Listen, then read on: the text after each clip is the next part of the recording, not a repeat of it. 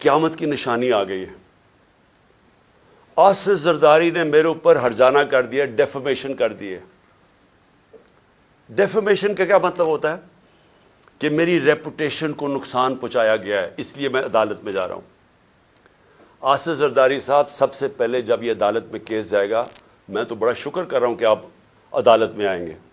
سب سے پہلے وہ آپ سے پوچھیں گے کیا آپ کی کوئی ریپوٹیشن ہے جو خراب ہوئی ہے, اس کو نقصان پہنچ سکتا ہے.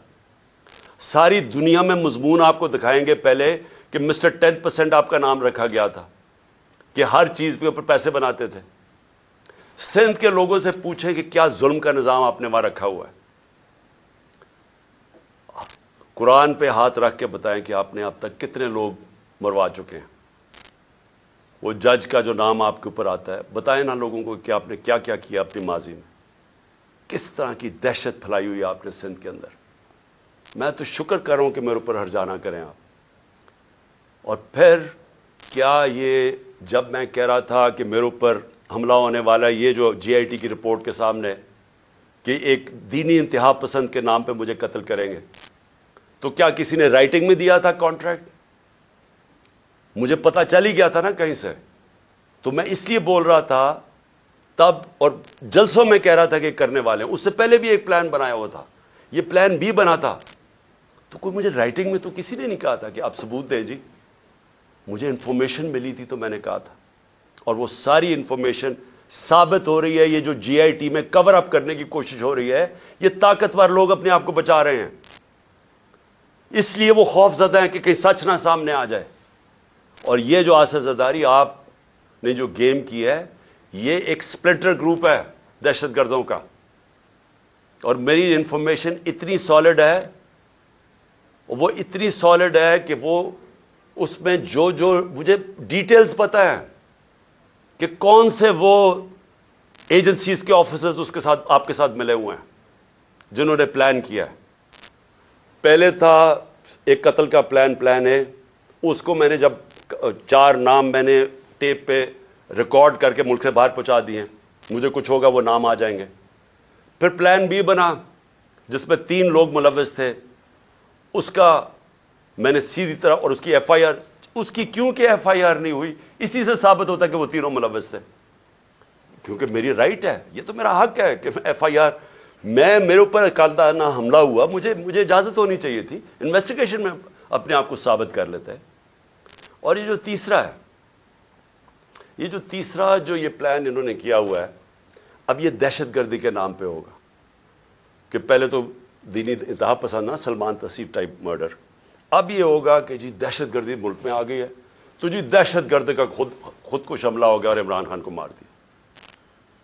میں یہ اس لیے ساری قوم کے سامنے لے کے آ رہا ہوں کہ آصف زرداری, آپ نے جو اربوں روپیہ اس ملک کا چوری کر کے باہر رکھا ہوا ہے, یہ قوم آپ کو معاف نہیں کرے گی. اس لیے میں نے کیا ہے کہ آپ پیسہ نہ انجوائے کریں, بعد میں یہ سمجھیں حملہ کروا دیں. اور وہ جو آفیسرز بھی ہیں ان کا بھی مجھے پتا ہے کون ملوث ہے ان کے اندر, اور اس لیے میں پہلے سے لوگوں کو آگاہ کر رہا ہوں.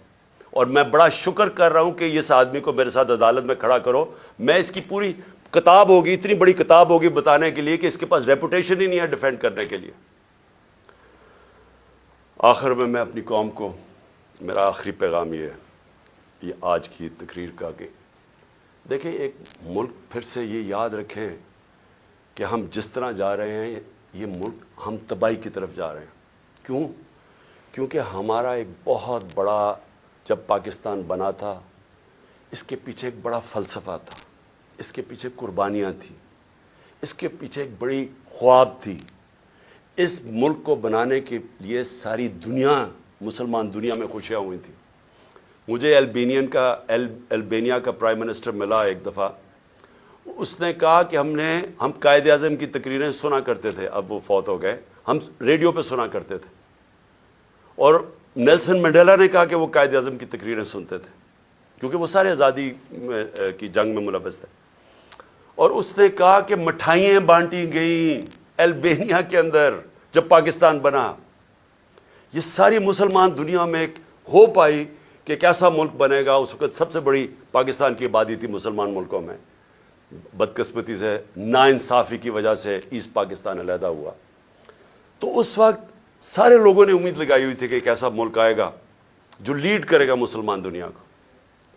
ہم کدھر پہنچ گئے وہاں سے؟ ہمارے پاس یہ چور اوپر بیٹھ گئے آ کے, پیسے ان کے باہر پڑے ہیں, ملک کا ان کو کوئی فکر ہی نہیں ہے. روپیہ 90 روپیہ ڈالر مہنگا ہو گیا ہے ان کے 9 مہینے میں. ان کو کیا فائدہ ہوا؟ ان کو کیا نقصان ہوا؟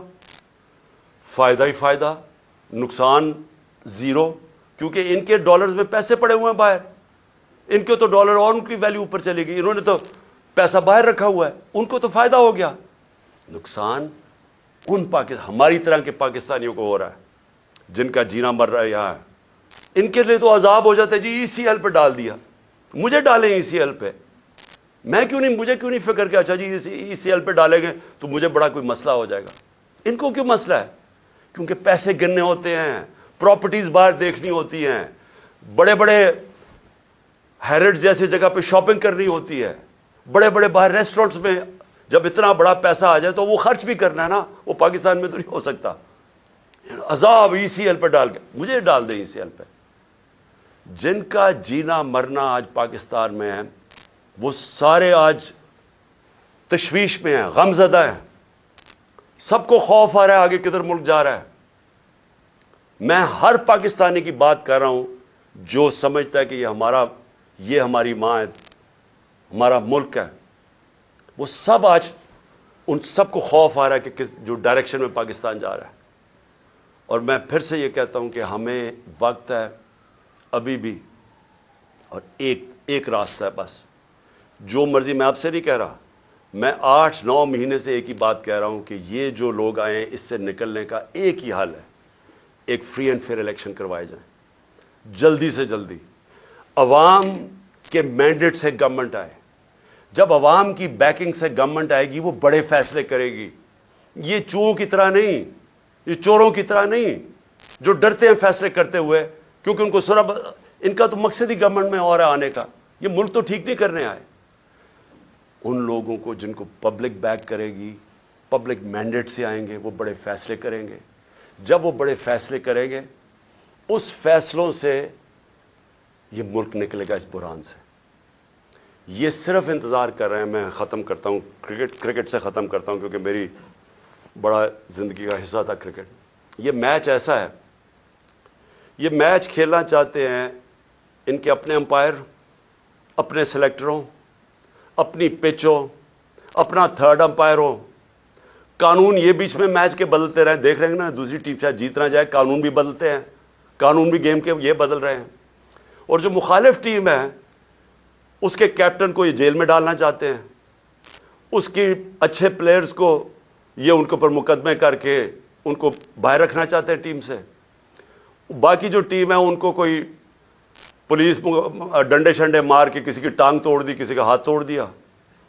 اوپر سے جب یہ سمجھے گے نا کہ اب یہ ٹیم بالکل ہی اب نکارہ ہو گئی ہے, تو پھر وہ 12th مین جو باہر لندن میں بیٹھا ہوا ہے, وہ جب سمجھے گا نا, وہ اتنا ڈرپوک آدمی, وہ صرف تب واپس آئے گا جب وہ سمجھے گا اب ٹیم قابل ہو گئی ہے کہ جناب میں اب نیلسن منڈیلا آ کے اب میں جیتوں. ایسے ہونا نہیں لگا, کیونکہ ایک اور امپائر ہے, مالک یوم الدین, وہ فیصلہ کر بیٹھا ہے. آپ جو مرضی کر لیں, میچ آپ نے ہارنا ہے. پاکستان زندہ باد.